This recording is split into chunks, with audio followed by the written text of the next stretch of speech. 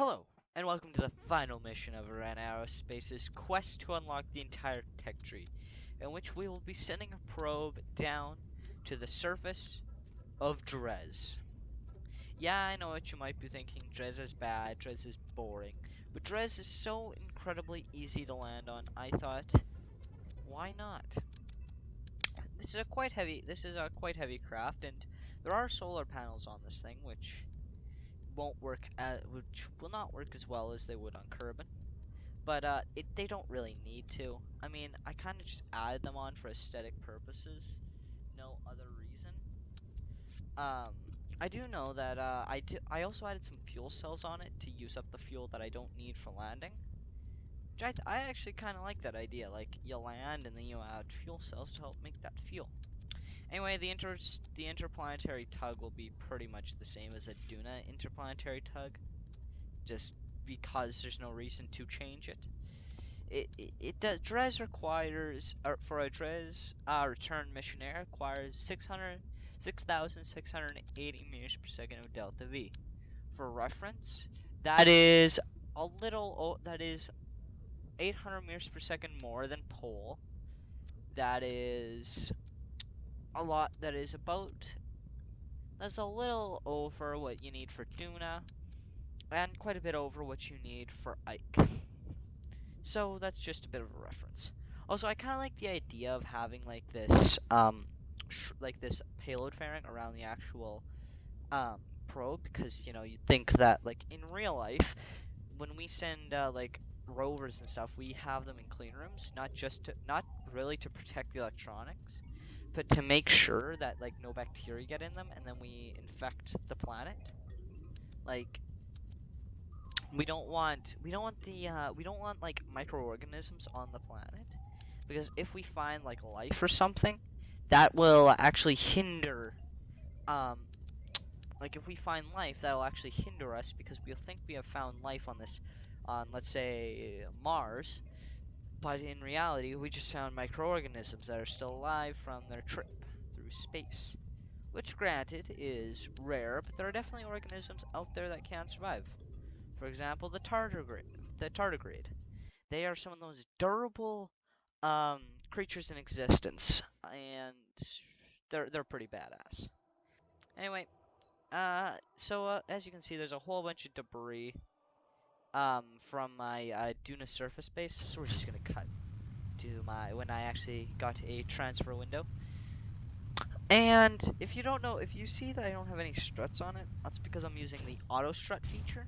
I just like it way more than using the struts. So we're going to continue our launch up through the atmosphere. The side boosters had the Vector engine, since the Reliant wouldn't have been powerful enough. And then the middle booster has the mainsail engine. Second stage is powered by the Wolfhound, and the third stage is, of course, powered by the nuclear engine. In fact, that stage will actually turn into a relay satellite. What I didn't realize is that the relay dishes I put on there were not nearly as powerful enough. I also put those little scanning things on it, thinking that I could like scan the planet. What I didn't know is that you need to be in a polar orbit. So, you know. Luckily, I also had the broadband scanners. They're the ones that like spin around. So luckily, I'm able to use those. On this craft, there are two mystery goos, two science juniors, and two magna boom arms, like the ones to measure the magnetic fields. Those aren't really necessary. They're more just there for the symmetry. Anyway, we're going to, yeah, there's me trying to scan it and realizing I can't. I don't really feel like scrubbing the mission. Sure, I'm carrying around a bit of extra dead weight. But we're going to start scanning Kerbin anyway. Not that I really need to. But we're going to make our way to Dres, which is actually on an inclined orbit. Took me a bit to figure out exactly how to get there. Turns out what you're supposed to do is kind of get your encounter nodes, and then you make the change and then you make the change on your descending node. At least that's what you're supposed to do. I didn't end up doing that.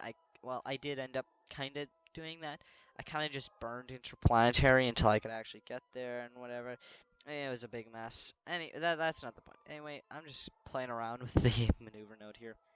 and we're gonna cut until I actually get a nice encounter. Right about now.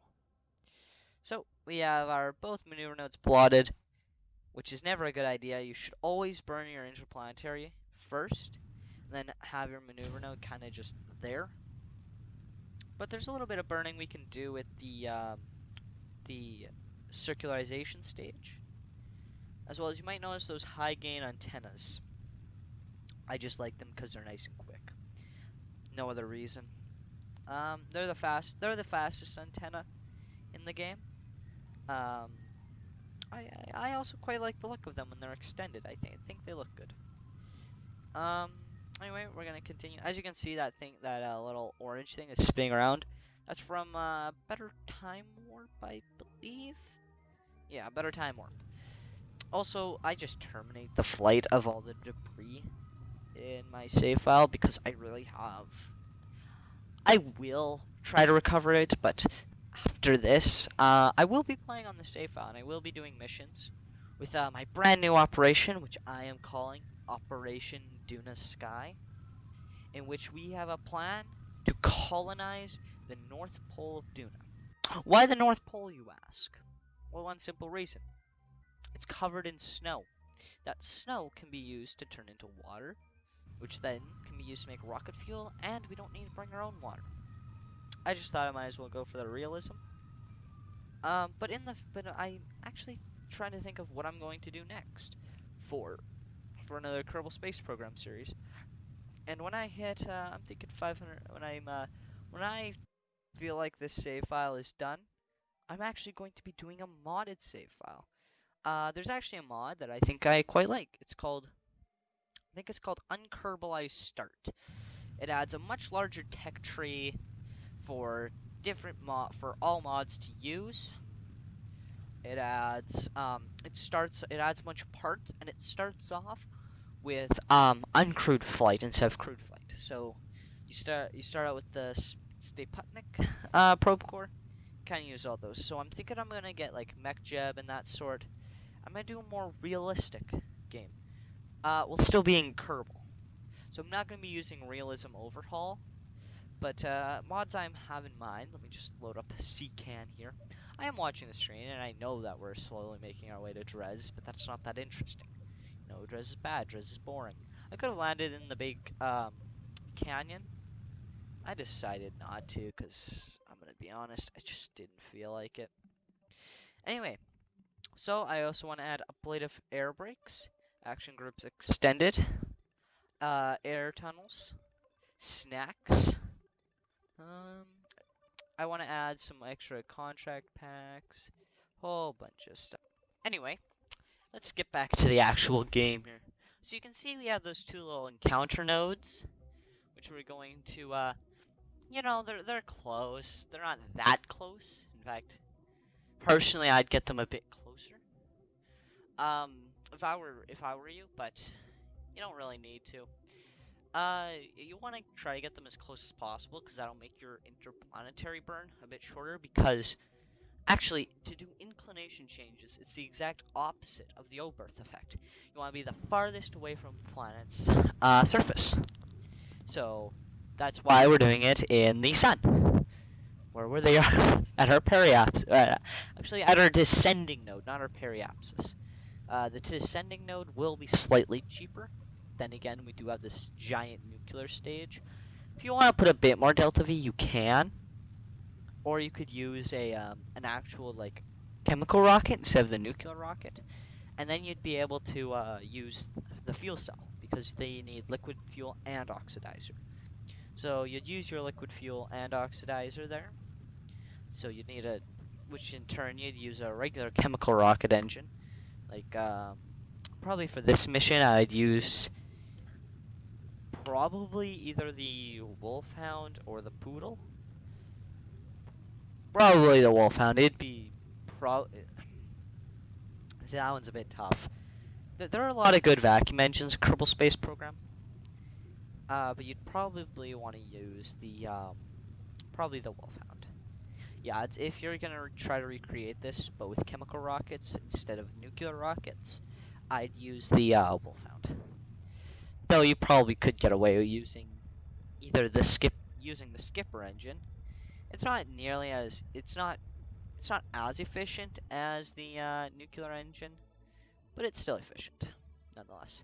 Anyway, we're gonna try to get our encounter here. And remember, I actually forgot about it, but you can use your radial in and radial out. They give you much finer control than protograde and retrograde. And so yeah, please, by all means, make sure to use your radial in and radial out. They'll give you just a little bit of extra boosting up. Yeah, they give you a bit finer controls. Also, turns out Dres's space close to starts at 20,000 meters above the surface. Meters or miles. I don't know if that's meters or miles. I'm going to assume it's meters since this game mostly uses metric and not I think it's imperial. See, I always get this wrong. Is it the imperial system or the contemporary system? I don't know. So you're gonna want to aim for about 20,000 meters if you're gonna have which you will have your consumable science units on your um, on your transfer stage. You're gonna want to aim for that because you don't want those on your actual probe. It just adds extra weight and extra height. It's really not worth it. Also, if you do make a smaller probe, like let's say like if you had a much smaller probe in which you had just the basic ones like the gravioli, the temperature, the seismometer, and the barometer, then you could probably get away with using the smallest landing legs. But I use the medium landing legs just because I just thought it would be easier, and really the weight difference between them with the amount of delta V in this craft really doesn't make a difference. In the end, we ended up with I think 800 meters per second of delta V left in the transfer craft, which would be enough to get this thing back home. In which case we could use those. In which case we wouldn't have transmit. If I didn't transmit the data, I would try to get this thing home, but I did, and I just thought, whatever. As well as I wouldn't have been able to create maneuver nodes whenever I let go of the probe, so I would have had to create my maneuver node, let go of the probe, then land the probe, or leave the probe in orbit, wait for the maneuver node, get close. That would get me close enough to Kerbin to talk to it, perform orbital burns, any other additional burns I'd need, whole whack load of stuff that I really don't want to deal with. But as you can see Dres in the background. And honestly, Dres actually looks pretty good. As well as, you can't see it, but there is actually an asteroid belt in the Dres area. You don't see it because, well, it's not close enough to the tracking station. But there definitely is one there, and I actually do want to explore it. Think the asteroid belt in our own solar system that separates Mars from, I think, is Saturn or Jupiter closer to the sun? I think I think it's Jupiter. No, it's Saturn. Yeah, Saturn's closer to the sun than Jupiter. Yeah. So it separates Mars and Saturn. Well, one of the two planets. I don't know my solar system that well. I know my Kerbal system better, which is a little depressing. But in the future I would actually like to visit like Pole or like an unvisited destination. People talk about Elu being difficult to get there. Tylo is difficult to land on. Eve is difficult to take off from. But people never talk. Lathe is basically Kerbin too. Val is a nice icy planet, pretty easy to get to. It's actually a pretty good starter destination if you want to travel to one of the jewel moons. Tylo, we already talked about it. Bop has the Kraken Easter egg, and then Pole's got really nothing going for it. I'm gonna be honest. There is nothing going for it. It's just Pole. But I actually quite like Pole. It's got an interesting color scheme. I actually quite like it. But whatever. So yeah, here's me trying to figure out what space close to Dres is. So we're gonna run all the scientific experiments, and then we're going to time warp around so we can transmit those experiments, and so we can raise back up our periapsis so we can be in a circular orbit, because I just personally think that looks ugly. And there we go. There's our periapsis, just like that. Transmit, and transmit all of the data. And you can see I accidentally hit transfer instead of transmit a couple times. And then there goes the probe. So we're actually going to burn a little bit just so we get away. And then we can perform our retrograde burns because, you know, why not? So we're going to slowly descend down onto Dres. And as we make our descent on Dres, we fire up our 1 Terrier engine. This thing has way more fuel than it really needs. But I like that. I think it had 200 meters per second extra delta V. And we're gonna make our slow descent, keeping those communitrons and those solar panels out because that's our only way of generating power right now. Once we land and we know how much delta V we have remaining, that's when we start fuel cells. So we'll slowly make our way down. We have 4 of those reaction wheels, so we're very good. As you can see, it had that weird bug and the landing leg didn't want to touch down. Start the fuel cells, run all of our scientific experiments and transmit them. And then this thing will stay on the surface of Dres. And now we move to the R&D center, in which we buy the aerospace tech. And that is the end of Run Aerospace. If you enjoyed, please consider subscribing and liking the video. As always,